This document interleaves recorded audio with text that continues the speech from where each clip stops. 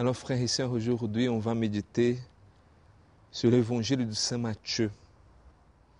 Donc, c'est la guérison d'un serviteur de quelqu'un qui était païen, un centurion de l'armée romaine.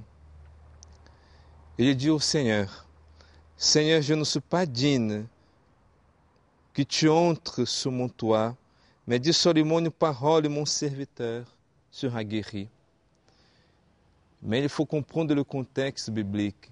C'est quelqu'un qui ne faisait pas partie du peuple élu de Dieu. Donc c'était quelqu'un qui ne connaissait pas du tout, peut-être qu'il ne connaissait pas du tout la foi juive, mais il y avait la foi, il y avait en Jésus-Christ le Sauveur. Donc il arrive vers le Seigneur en lui disant, « Seigneur, guéris mon serviteur. » Et le Seigneur fait cette guérison à distance, parce que il a dit, « Seigneur, je ne suis pas digne que tu entres chez moi, dis seulement une parole et mon serviteur sera guéri. » Alors nous connaissons très bien cette phrase, parce qu'en toute la messe, nous aussi, nous disons, « Seigneur, je ne suis pas digne de te recevoir, mais dis seulement une parole et je serai guéri. » Des fois, frères et sœurs, on sort d'une messe sans être changé, sans être transformé par une grâce. Peut-être parce qu'on n'a pas la foi de cet homme-là, un homme païen, mais un homme qui avait la foi. Regardons cette foi et demandons au Seigneur, « Seigneur, moi aussi, je veux avoir cette foi.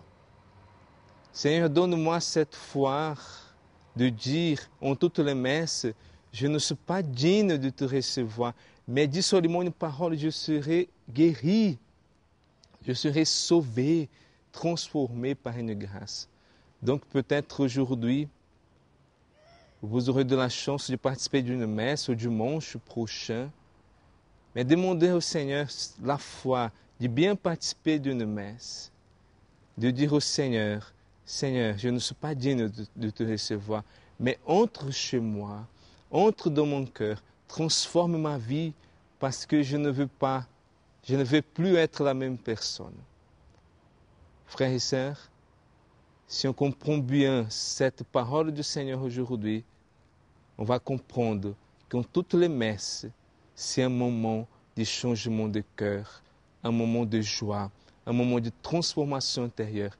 Donc on va sortir d'une messe, pas comme nous avons entré, mais nous allons sortir de la messe avec une transformation intérieure.